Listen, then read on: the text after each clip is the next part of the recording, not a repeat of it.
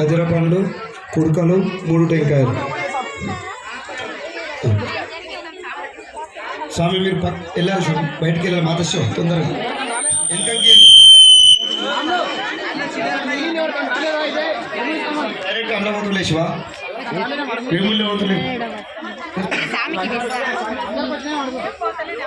రాలేదా చెప్పండి స్వామి ఇప్పుడే.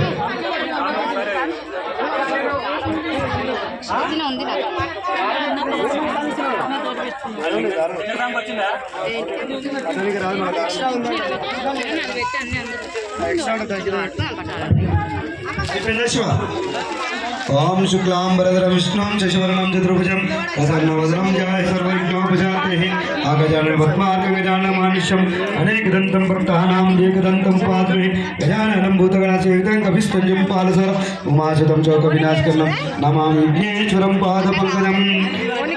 స్వామి అందరు బయట జరగనిగా స్వామికి మనం నింపడం అయిపోయింది. మరి అట్లా రావాలి.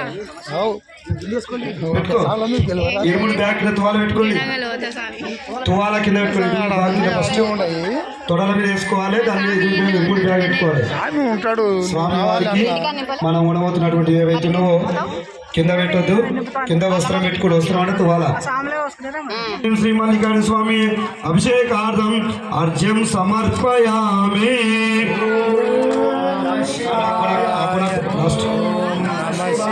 గట్టిగా